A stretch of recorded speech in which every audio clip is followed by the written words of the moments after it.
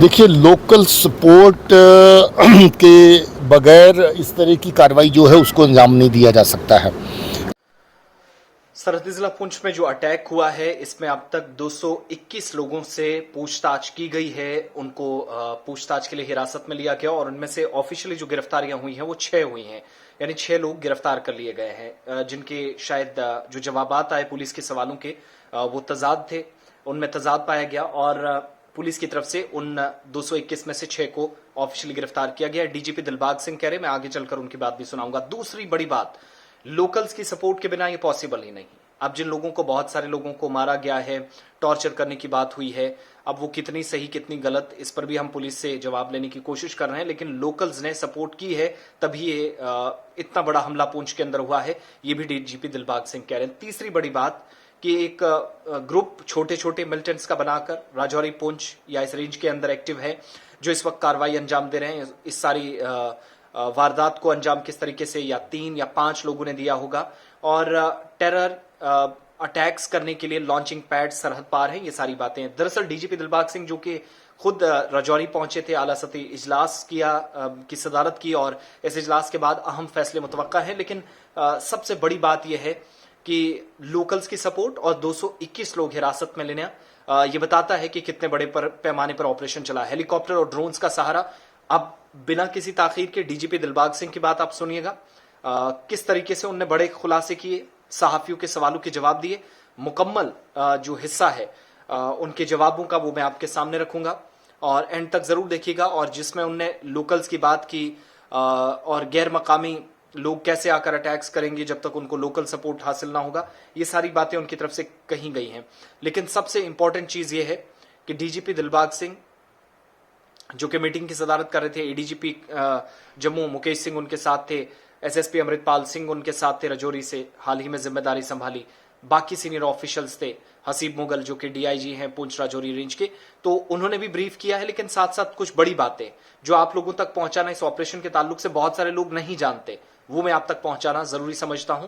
आइए डीजीपी दिलबाग सिंह को सुनते हैं, जिन्होंने बड़ी बातें की, क्या पूरा ओवरऑल इस केस में हुआ, कैसे मिलिटेंट्स आए, क्या पुलिस के पास अभी तक जानकारी है, वो आपके सामने रखते हैं। कैसे इस हमले को अंजाम दिया गया जो 20 तारीख को हुआ, 5 जवानों की जान चली गई, 1 जख्मी हुआ है।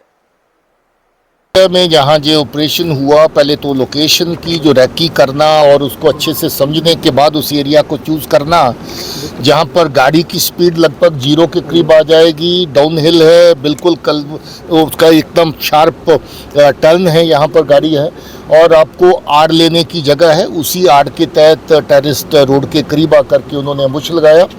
अम्बुश लगाने के बाद फायरिंग हुई। जवान जो वहाँ पर चल रहे थे गाड़ी में, उनका नुकसान हुआ, वो जख्मी हुए और उनको जख्मी हालत में जो थे उसी वक्त उन्होंने फिर गाड़ी को भी आईडी लगा करके गाड़ी को आग लगाई और गाड़ी को ब्लास्ट किया।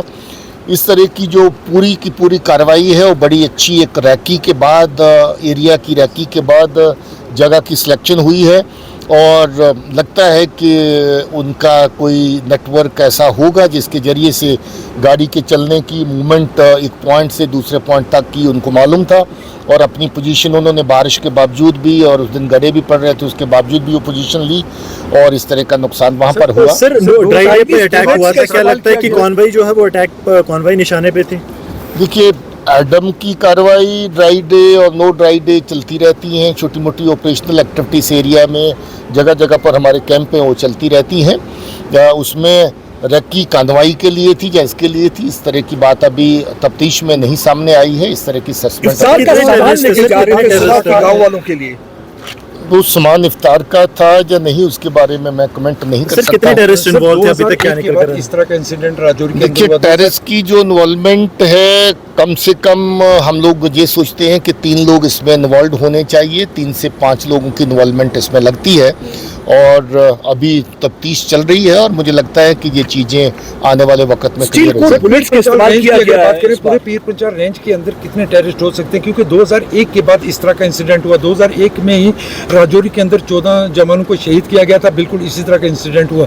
उसके बाद दोबारा आज 2023 में इस तरह का इंसिडेंट हुआ। क्या मानते हैं कितना टेररिस्ट? जहाँ पर एक फ्लोटिंग पॉपुलेशन दहशतगर्दों की जो पाकिस्तान से इस तरफ आते हैं रहती है, काफ़ी महीने वो एरिया में रहते करते रैकी करते हैं और इस तरह की कार्रवाई करती हैं, जिसमें काफ़ी लोग हम लोगों ने न्यूट्रलाइज भी किए।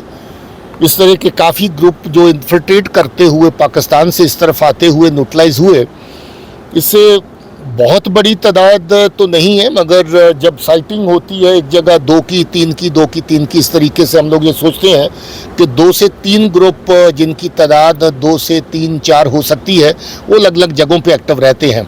तो इस तरीके से अगर टोटल मिला के देखेंगे तो मतलब 9 से लेकर के 10-12 तक की तादाद इनकी हम लोग अपने असेसमेंट के हिसाब से देखते हैं, क्योंकि 2-3 जगहों पे साइटिंग इनकी बराबर होती रहती है, इससे ज़्यादा नहीं हो सकती। चाइनीज वेपन का इस्तेमाल किया गया है 7.62 mm स्टील कोर बुलेट, जो कि बुलेट प्रूफ आर्मर से भी पियर्स कर सकती है। तो हाउ यू सी दिस?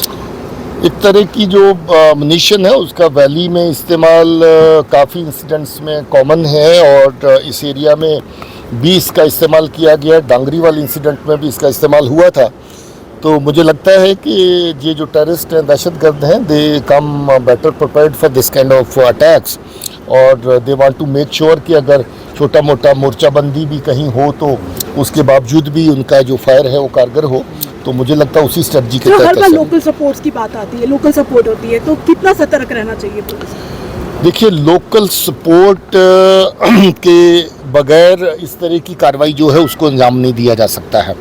अभी भी इस में जो हमने पकड़ा एक मॉड्यूल पूरा जो इन्वॉल्व है, जो इनको पिछले 2-3 महीने से मुकम्मल सपोर्ट दे रहा है। निसार और उसका फैमिली, जो परिवार के लोग जो राशन पानी हर तरह की सुविधा इनके लिए फराहम कर रहे थे, इनको प्रोवाइड कर रहे थे।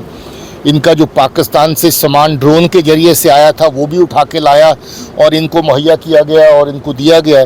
उसमें कैश भी शामिल था, उसमें असला और अम्यूनिशन भी शामिल था, बाकी चीज़ें भी इनकी ज़रूरत की शामिल थी, ग्रेनेड भी शामिल थे। तो ऐसी जो लोकल सपोर्ट है उसकी निशानदेही हम लोग कर रहे हैं। ऐसे लोगों को बड़ी सख्ती से डील किया जाएगा।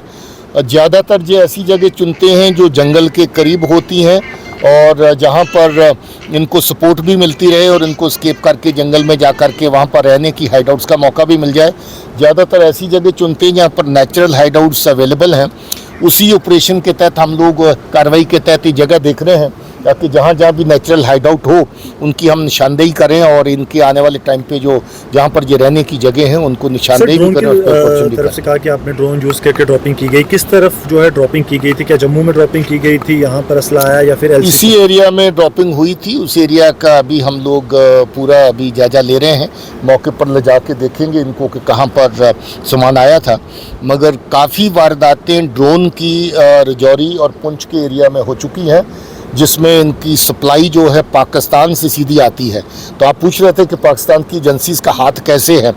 तो जब इनकी हर सप्लाई ड्रोन के जरिए इन तक पहुंचाने की कोशिश की जा रही है, लोकल सपोर्ट जहां इनको मजबूरी है वो लोकल सपोर्ट लेते हैं, मगर बहुत सारा सामान इनका पार से, असला अम्यूनिशन, राशन पानी और बाकी चीज़ें, पैसे, कैश पार से ड्रोन के जरिए भी इन तक पहुंचाया जा रहा है। तो पाकिस्तान की एजेंसीज इसमें बुरी तरह इन्वॉल्व हैं, पूरी तरह इन्वॉल्व हैं, और कौन कौन लोग इन्वॉल्व हैं उनका हमारे पास डाटा है काफ़ी हद तक, उनके ऊपर हम काम कर रहे हैं। निसार पहले से किसी आतंकवादी गतिविधियों में इन्वॉल्व था या? निसार लंबे अरसे से पहले दहशतगर्द रहा है। 90s में ये कोई जहाँ पर पाकिस्तानी दहशतगर्द कमांडर यहाँ लश्कर का काम करता था, उस वक्त भी उसके OGW का काम करता था। ये पहले से भी हमारी नज़र के नीचे था। इसको पुलिस उठा के 2-3 बार पूछताछ कर चुकी है। हमारे जो सस्पेक्ट्स की लिस्ट में पहले भी मौजूद था। इस बार भी इसके ऊपर शक था, इसको उठाया गया और कुछ corroborating एविडेंस मिला, जिसकी बुनियाद पर इसकी पूछताछ हुई और उस पूछताछ की बुनियाद पर ये माना गया कि ये पूरी तरह इन्वॉल्व है और इसके फैमिली के बाकी लोग भी इन्वॉल्व हैं। क्या कुछ और भी लोकल इन्वॉल्वमेंट हो सकती है?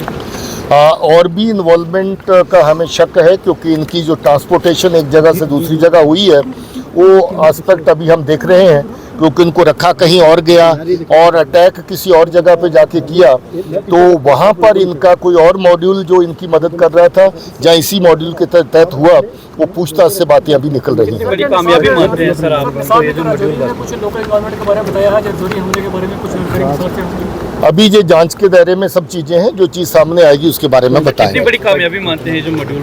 देखिए,